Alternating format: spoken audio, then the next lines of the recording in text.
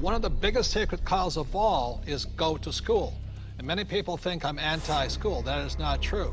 I'm anti-ignorance. So I'm very pro-education.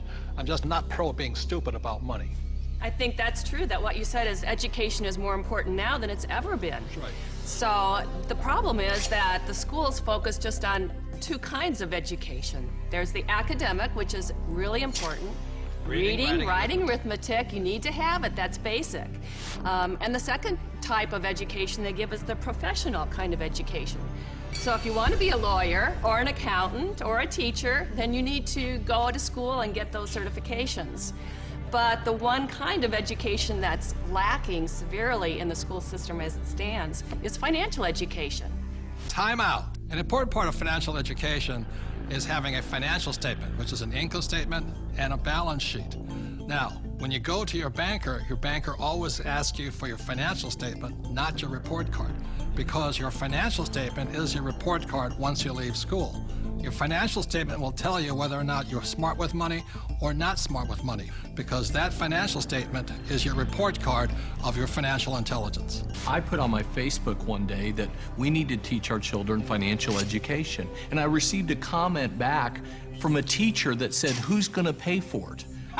We're all going to pay for it if we don't start educating our children in school. This is a very hot subject, but our schools are training people to be employees, to work for the rich. The second thing I don't like about school is how dare they label a kid as smart or stupid at an early age. The reason I'm sensitive to that is because I was labeled stupid right off the start. And it wasn't that I was stupid. I was bored, and I was not interested, and there was none of the subjects I wanted, and nobody could tell me how I was going to use calculus. I kept asking my teacher, how am I going to use calculus? And they couldn't tell me. Are they training to be an employee, or are they training to be street smarts? See, my poor dad was school smart, my rich dad was street smarts, and I'd rather be street smart today.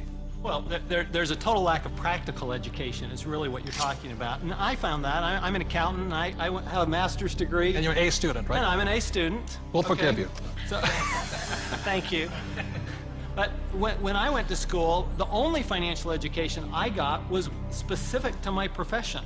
Okay, there was no general financial education. I could have gone all through, gotten a master's degree, got a PhD in my field without any specific financial education about how to handle myself once I got out of school. Right, and people say to me, well, I learned economics in school.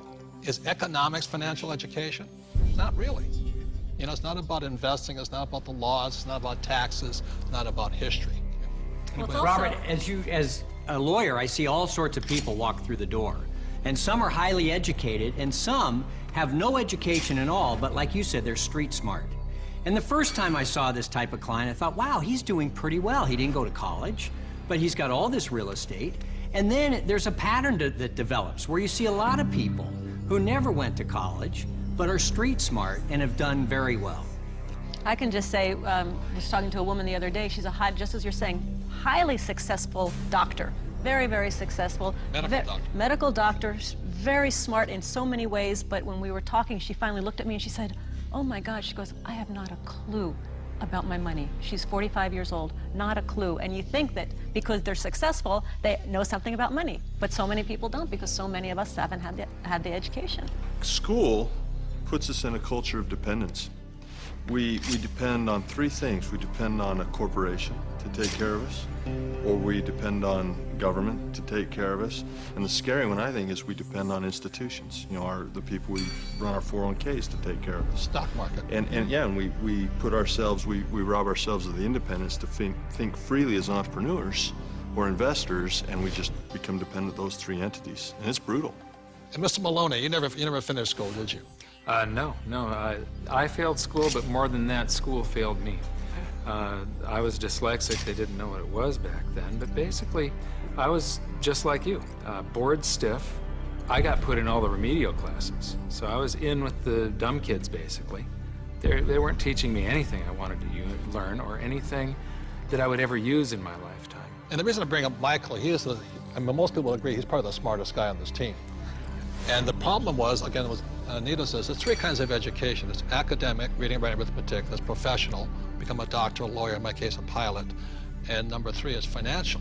But Michael was put back because of academics, because you can't read, right? Right. So how did you learn how to read? Oh, well, Apple came out with OS 10 at the beginning of the last decade. And you can just select text and hit a button and the computer reads to you. Most people don't know it's built into the operating system. But more, I developed a passion for global finance and economics, and monetary history, especially. And passion drives you. Now we can't shut him up anymore.